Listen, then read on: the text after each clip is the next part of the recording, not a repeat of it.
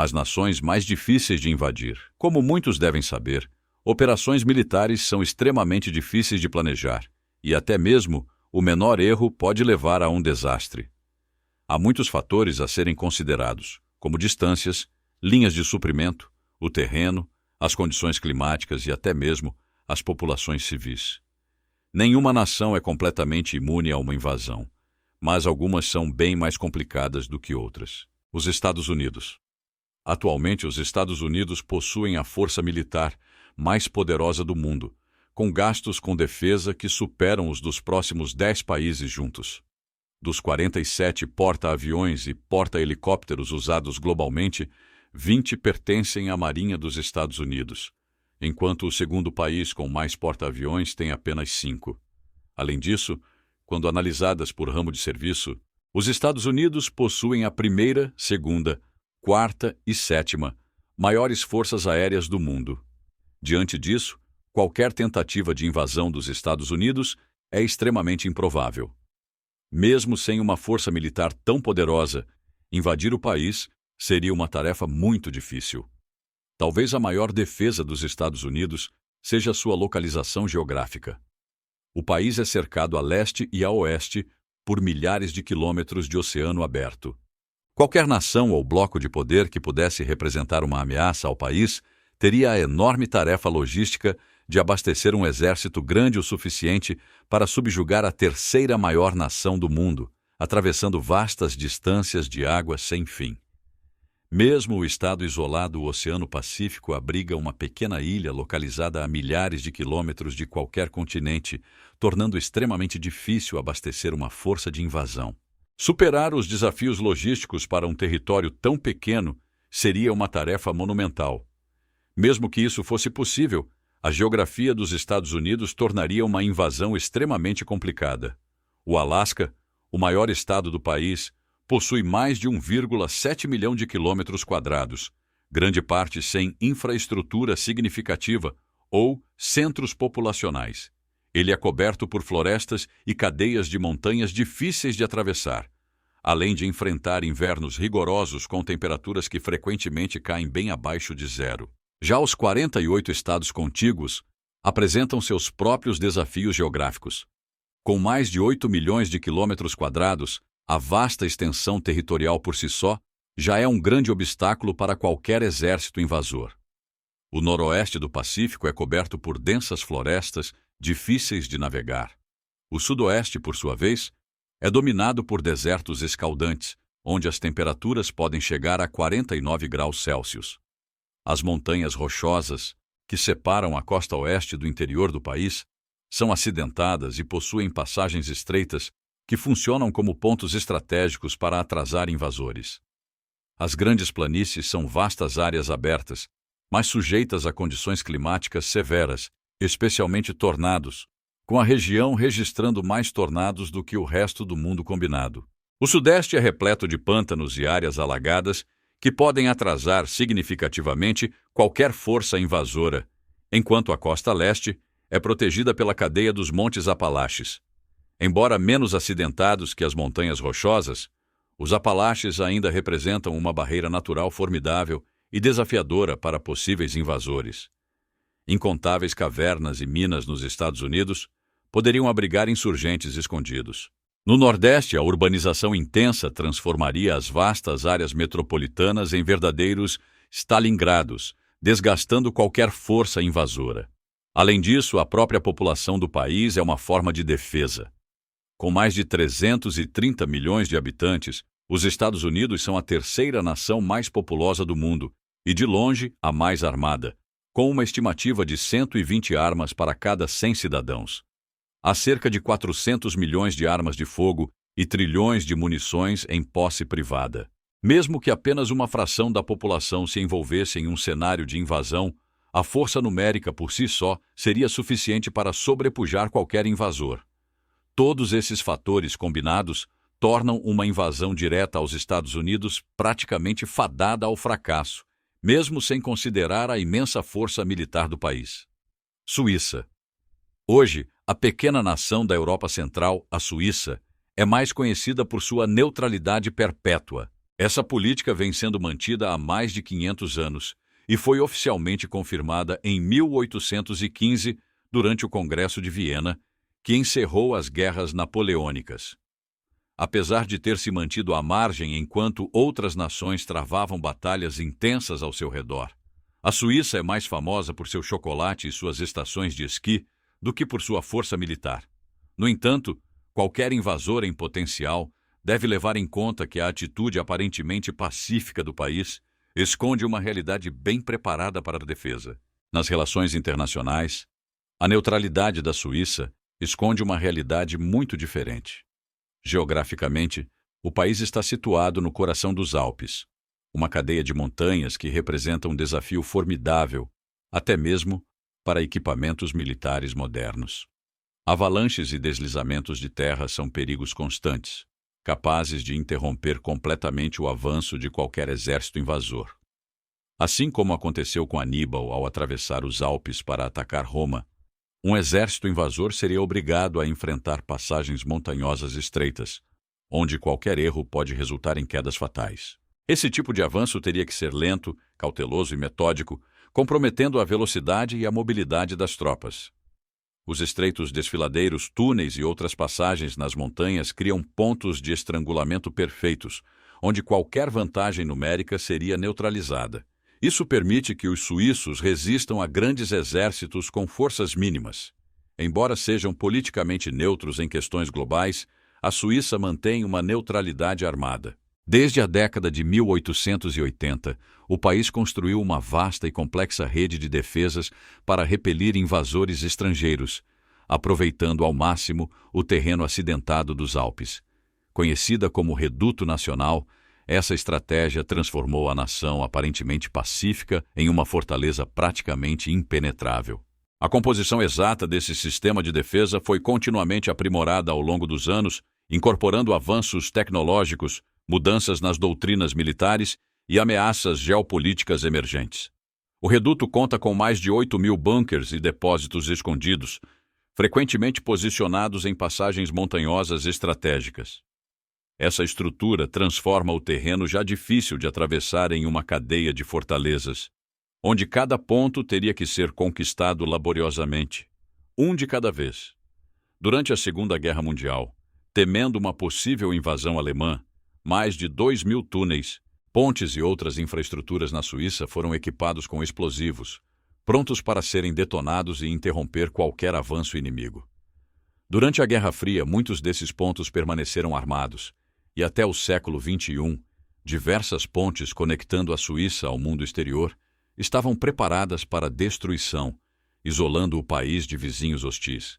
Embora, nos últimos anos, tenha havido esforços para desativar esses dispositivos, eles podem ser reativados, caso o clima geopolítico exija. Para se proteger de uma possível contaminação nuclear durante a Guerra Fria, a Suíça implementou a política de abrigos para todos.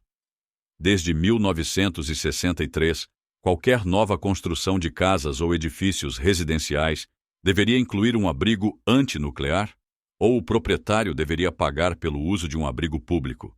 Foram construídos mais de 300.000 abrigos em todo o país, preparados para proteger toda a população suíça por períodos prolongados, com espaço e suprimentos suficientes. Esses abrigos foram mantidos durante a Guerra Fria como proteção contra uma possível troca nuclear na Europa.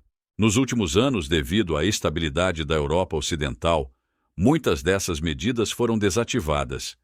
Diversos bunkers foram transformados em museus, hotéis e até instalações para envelhecimento de queijos.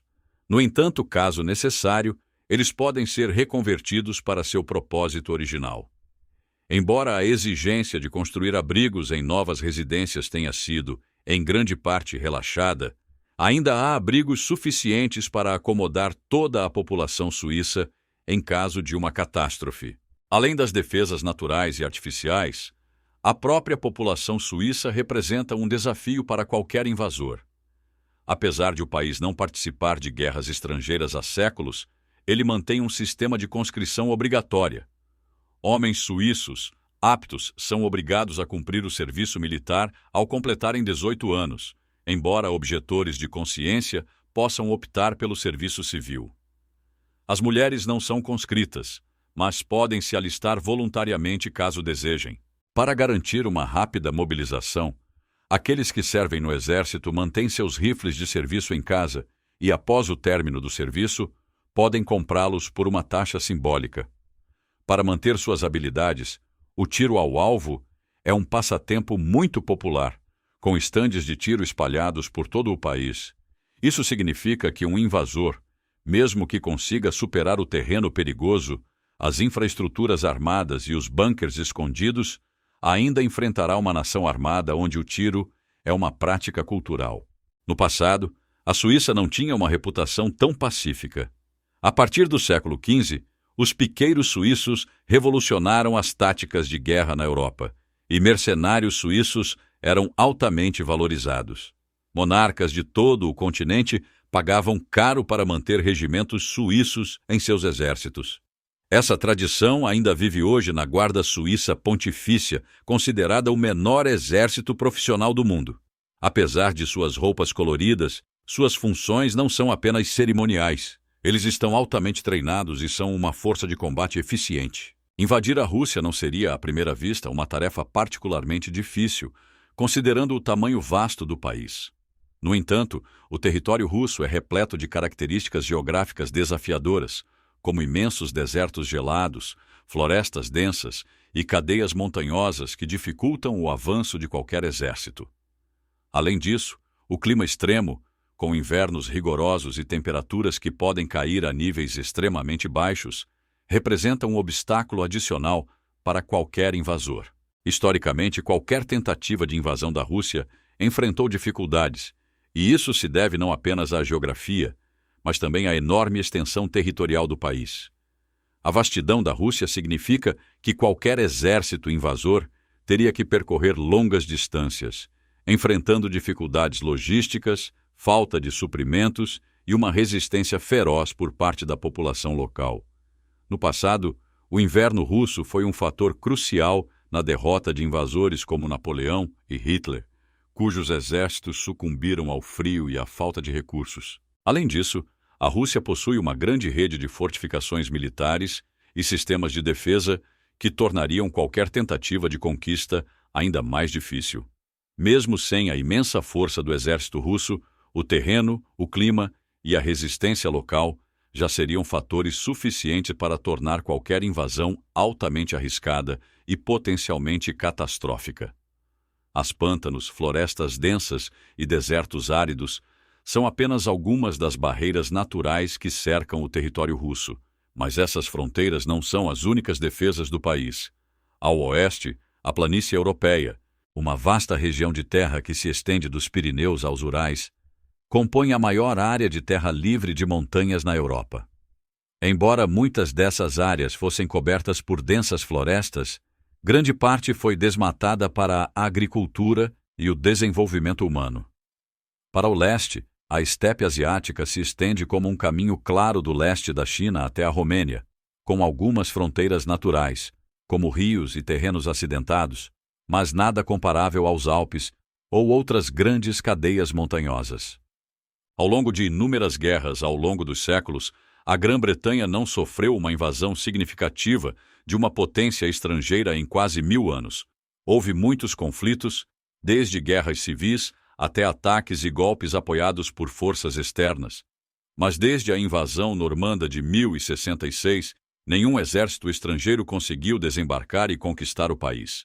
A exceção a isso foi a Revolução Gloriosa de 1688, quando Guilherme de Orange teve amplo apoio para sua invasão e enfrentou pouca oposição.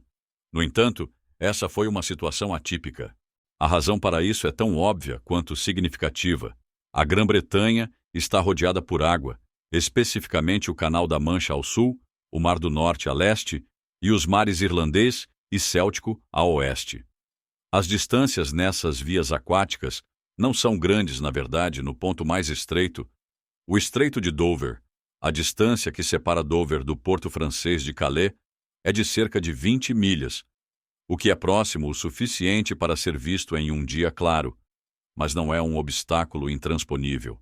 Assim como um fosso ao redor de um castelo, os invasores precisam superar essa barreira. Qualquer tentativa de desembarcar e controlar as Ilhas Britânicas depende de um fator crucial: a superioridade naval. No passado, quando uma invasão bem-sucedida foi realizada, o invasor tinha uma vantagem clara em termos de navios e era capaz de controlar as águas entre a Grã-Bretanha e o resto da Europa. Isso foi o que aconteceu com os romanos, saxões, normandos e outros, que enfrentaram pouca resistência nos mares. No entanto, não bastaria apenas desembarcar nas praias britânicas. Se um exército conseguisse desembarcar, poderia facilmente ser isolado e destruído se perdesse o controle das frágeis linhas de comunicação que o conectavam ao continente. Esse conceito sempre foi fundamental na defesa nacional da Inglaterra e mais tarde da Grã-Bretanha, mesmo quando enfrentavam uma marinha opositora. Ao longo da história, várias potências tentaram invadir as Ilhas Britânicas, mas falharam.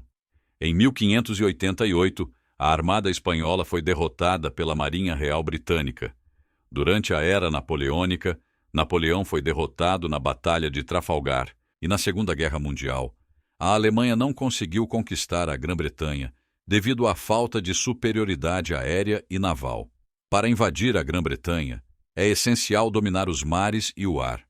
Por outro lado, o Afeganistão tem resistido a invasores ao longo dos séculos, devido ao seu terreno montanhoso e à complexidade das tribos locais.